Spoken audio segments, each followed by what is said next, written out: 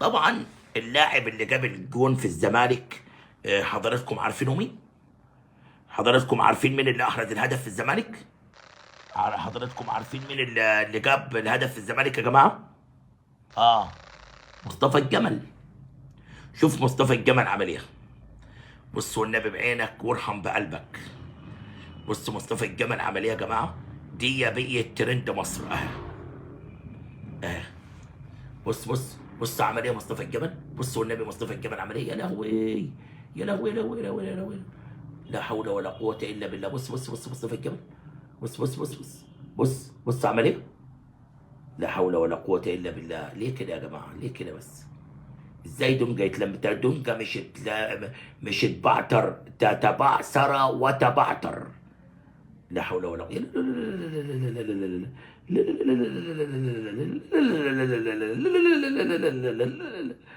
ايه ده ايه ده ايه ده ايه ده ايه ده ايه ده ايه ده. لا حول ولا قوة الا بالله. لا حول ولا قوة الا بالله. شايفين يا جماعة؟ بص الواد.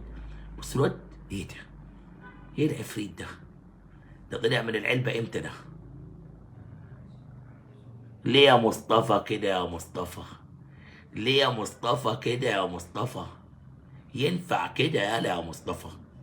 ليه يا مصطفى كده يا مصطفى؟ ينفع كده يا مصطفى؟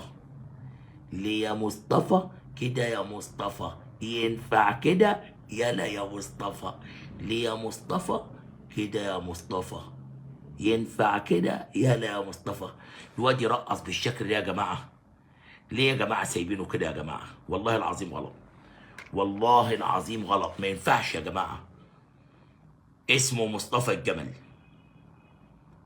مصطفى الجمل واحد من اللعيبه الموهوبه جدا جدا جدا. مصطفى الجمل بعد ما رقص وصال وجال وعمل اللي ما يتعملش في الدقيقة 95. اه والله العظيم حاجة صعبة جدا جدا جدا جدا. حاجة صعبة جدا جدا جدا.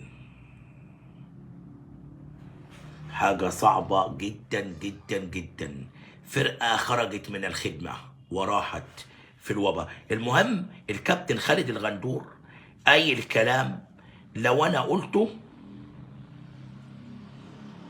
لو أنا قلته كنت لقيت أزبل خلق الله بيشتموني، مع كامل الاحترام للكابتن خالد الغندور.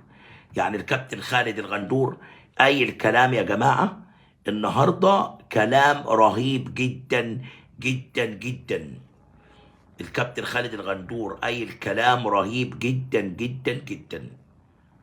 بص يعني ايه. بيقول لك محمد عبد الله جناح الأهلي مشروع لاعب مميز جدا ويمتلك شخصية وإضافة قوية، ومع الوقت هيكتسب الخبرات وهيصبح لاعب مهم في الفريق. اتفق مع الكابتن خالد الغندور جدا في الكلام اللي قاله او بيقولوا على اللاعب محمد عبد الله. فعلا يا كابتن خالد يا غندور محمد عبد الله لاعب رائع ولاعب متميز.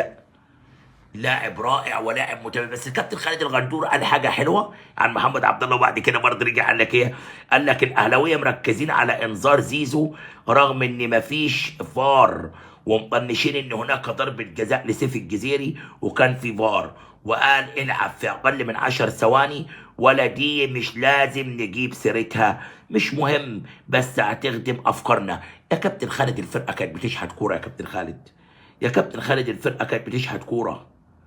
يعني وانت نفسك مش راضي عن الاداء، بس ماشي. انا بتفق معاك ان لعبه الجزيري فيها وعليها، وكان لازم يروح للفار. كان لازم يروح للفار، وفي لعبه الجزيري فيها وعليها. ولكن بصراحه يعني الفرقه وحشه قوي يا كابتن خالد.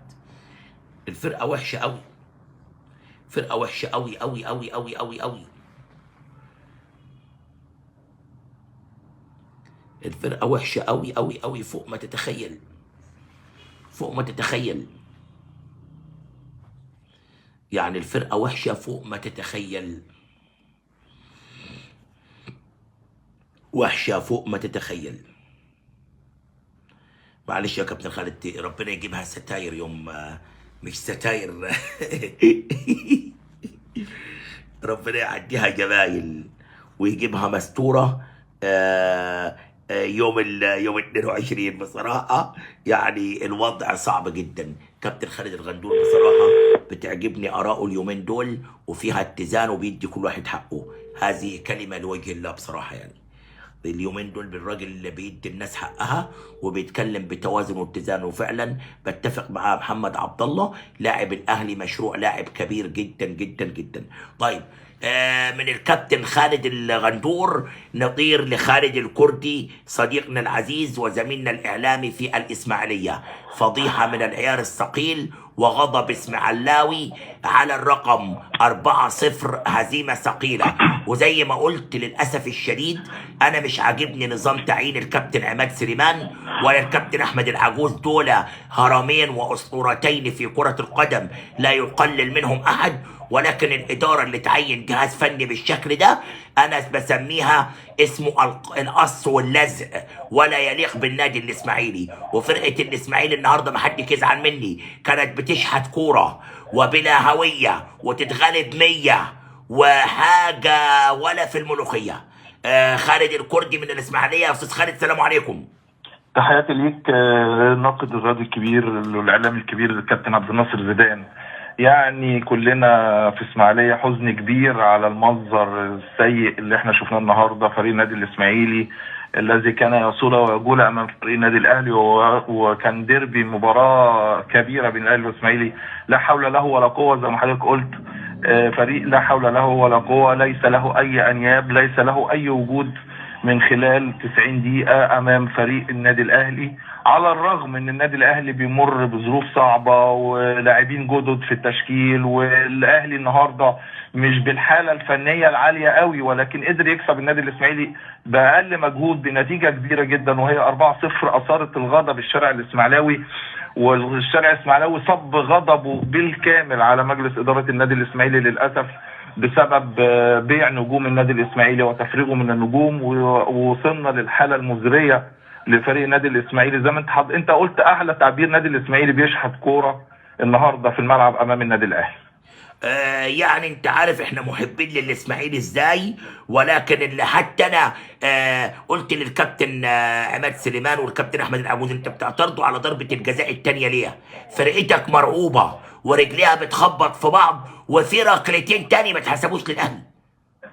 لا احنا ما بنتكلمش ضربتين الجزاء، احنا كجمهور النادي الاسماعيلي. لا انا بتكلم على ان اللعيبه مرعوبه. من امتى كان حد بيخاف من ماتش الاهلي؟ بالظبط. يمكن احنا كنا دايما النادي الاهلي في اسوأ حالات النادي الاسماعيلي بيعمل له حساب. احنا ما استغلناش الجهاز الفني للاسف. النهارده بدا بتشكيل، انا مش عايز اتكلم في الامور الفنيه، ولكن طبعا من الواضح جدا ان في اخطاء فنيه كبيره في التشكيل، اخطاء فنيه كبيره في تمركز اللاعبين في الملعب. ولكن كابتن عبد الناصر، ما هو ده نتاج للمشاكل الكبيره اللي احنا بنمر بيها.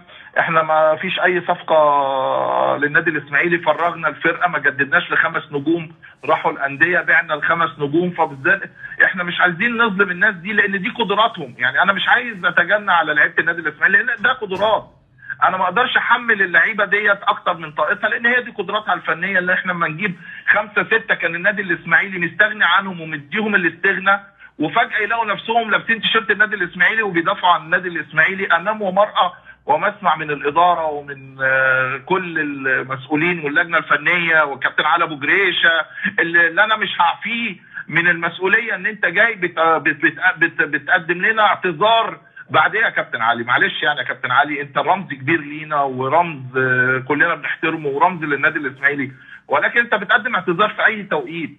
ما انت بقالك 5 سنين يا كابتن علي مع بص انا طول حياتي بيزعلوا مني في الزمالك وفي الاهلي وفي الاسماعيلي عشان انا صاحب كلمه. لا بص يا كابتن عبد الناصر، لا دي يا عم انا عايز ارد عليك بس دي، وانا عايز اقول رايي في ده. طول حياتهم بيزعلوا مني في الاهلي والاسماعيلي والزمالك والانديه الكبيره عشان انا بقول كلمه حق. الكابتن علي ابو جريشه طول حياته كده ولا هيتغير. الكابتن علي ابو جريشه لبس الناس في اللي مقتنع بيهم، ولما اللي مقتنع هو بيهم فشلوا بينط من المركب. لا اول مره يعملها الكابتن علي ولا هتكون اخر مره، وفي كل مره الكابتن علي الاسماعيلي غرقان ما بيبقاش موجود، ولو الدنيا بايظه ما بيبقاش موجود، ولما بتتوفر امكانيات بتتواجد، ولما هو بيخلص الامكانيات بيمشي. هو ده هي دي خلاصه الكلام يا كابتن عبد الناصر. والارزاق على الله، والارزاق على الله. لا احنا بنقول الحقيقه، اصل احنا محدش ليه عندنا حاجه، احنا بنقول الواقع وبنقول الحقيقه وبنقول اللي هو مصلحه النادي الاسماعيلي. لما الرموز بيعملوا كده في النادي الاسماعيلي، مطلوب ايه من اللعيبه الصغيره اللي لا حول لهم ولا قوه؟ انا ما اجيبش لعيب مستواه لا يرتقي بارتداء تيشيرت النادي الاسماعيلي واقول له دافع عن الوان النادي الاسماعيلي. الامور صعبه، انتوا ازاي رموز وسمحتوا لنفسكم بتتعاقدوا مع هؤلاء اللاعبين؟ انتوا ازاي رموز وكنت متواجد مع يحيى الكومي وكنت متواجد مع اللجنه الفنيه وكنت متواجد في كل الاحداث واخترتوا لعيبه بهذا السوء وبهذا المستوى؟ مين المسؤول؟ يعني تمرير الصفقات على حساب مين؟ احنا كجمهور، احنا ادي وضع النادي الاسماعيلي.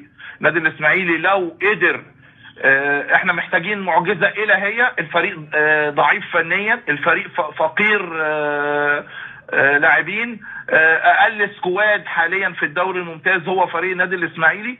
احنا عايزين معجزه من عند ربنا. ده لو قدرنا نقعد الامور بقت صعبه علينا. فاضل لنا 3 ماتشات في الدور الاولاني، امور صعبه جدا. فاضل لنا النهارده لعبنا الاهلي، فاضل ماتشين. هتخش بقى على الفرق يا كابتن عبد الناصر اللي هي بتنافس على الهبوط. ممكن نلاقي فرق كبيره جدا عندها سكواد اعلى مننا. احنا خلاص الفرق وصلت لنا، احنا واقفين على 12 بونت، بقى لنا حوالي 3-4 اسابيع ما جبناش بونت. الفرق كلها جابت وقربت مننا، بقت 11 وبقت 9 وبقت 8.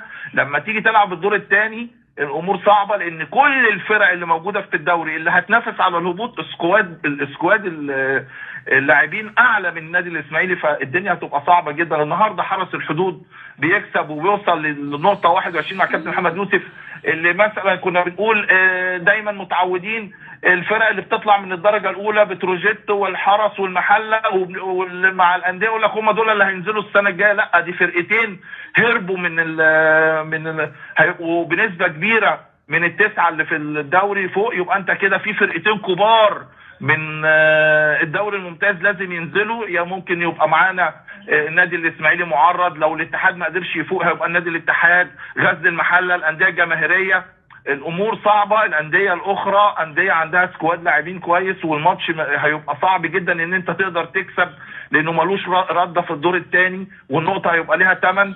فلا، الامور صعبه بالنسبه للنادي الاسماعيلي، ولازم كله يتحاسب. احنا عمالين نتكلم، ولازم كله يتحاسب، ولازم كله يتحط في المسؤوليه، لان النادي الاسماعيلي اسمه كبير. النادي الاسماعيلي بيتهان كرويا. النادي الاسماعيلي لازم وقفه من الساده المسؤولين. انا مش هقول الساده المسؤولين اللي هم من خارج النادي الاسماعيلي، انا هقول الساده المحافظ لازم يكون له وقفه مع مجلس اداره النادي الاسماعيلي ويحطوا ايديهم، ولازم رجال الاعمال، ولازم الدنيا كلها تشوف ايه الحل. تمام. عبد الناصر، احنا للاسف مع اللعيبه دي احنا مش عارفين نحل. احنا مش عارفين مثلا نقول يا باشا اللعيبه دي مدير فني يا خالد، اللعيبه دي عايزه لعيبه يا راجل. اللعيبه دي اخرها درجه بالظبط ثانيه كده. يعني انت لو قعدت يا كابتن عبد الناصر وصاحب قرار، انت مش عارف هتجيب لهم مدير فني اجنبي.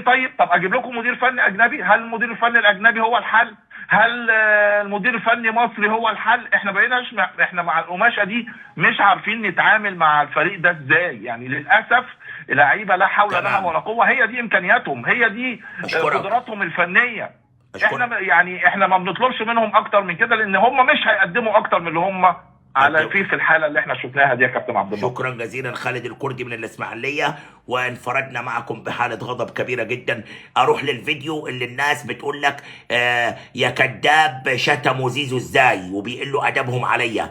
ما حدش شتم زيزو، بطل كذب اللي عايز تهد الفرقه. حسبي الله ونعم الوكيل فيكم. مش هشتم حد ولا اقل ادبي على حد، ولكن كونوا واثقين ان انا طول ما انا ماشي بدوس عليكم بالجزم ايها الشتامين اللعانين. وانا هنا بخص الشتامين اللعانين اللي لا بيعملوا للايام حرمه واحنا في شعبان وعلى وشك استقبال رمضان ان كان في العمر بقيه.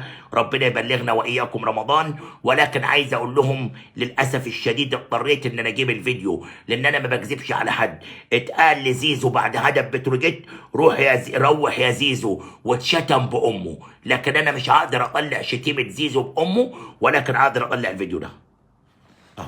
ده اللي اقدر اطلعه.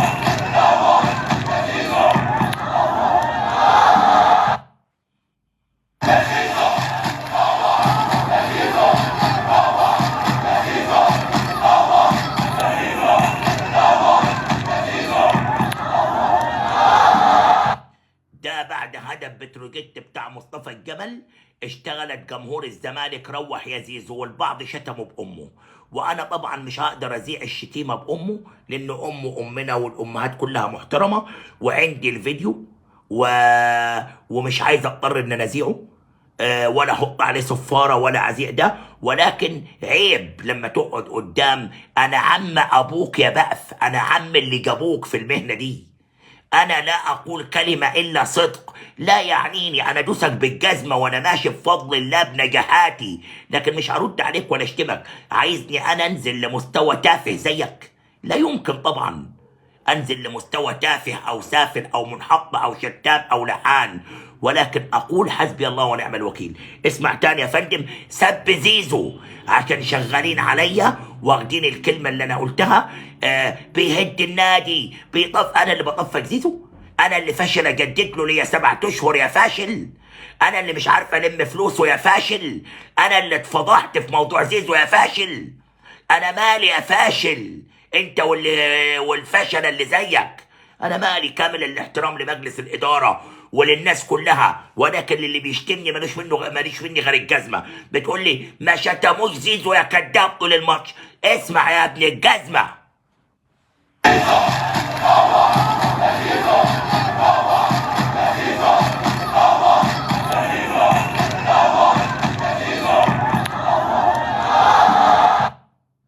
اسمعها لك تاني انا اهي.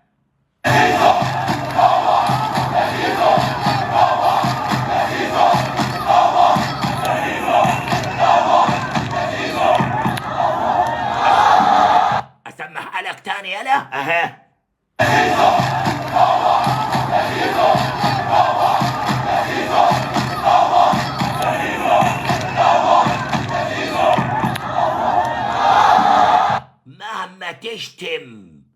مهما تشتم مش هقول غير حسبي الله ونعم الوكيل، بس خلي بالك مش هتعطلني، انا هدوس عليك واحرقك، هموتك بالمهنيه والاحترام بالادب والاخلاق، لكن انزل لمستواك. طب انت واطي وانا ابن ناس، انت سافل وانا مؤدب، انت قذر وانا محترم، انت مالكش اصل ولا مله وانا ابن ناس ومحترم وليا اصل وفصل. ايها الشتام اللحان مكانك تحت جزمتي. اهو والله العظيم يا جماعه، اقسم بالله والله العظيم ما عايز ازيع الفيديو اللي اتشتم فيه بامه زيزو، والله العظيم. اللهم لا حول ولا قوه الا بالله. ده انا كتبت لهم بوست يا جماعه بيفكرني بيه احد الاصدقاء اهو، والله العظيم كتبت لهم بوست لما جابوا الراجل ده بسيره، قلت له الناس عايزه منك نفحه فرحه، مش عايزه تجيب لهم بواقي المنافس بتاعك. لا حول ولا قوه الا بالله العلي العظيم.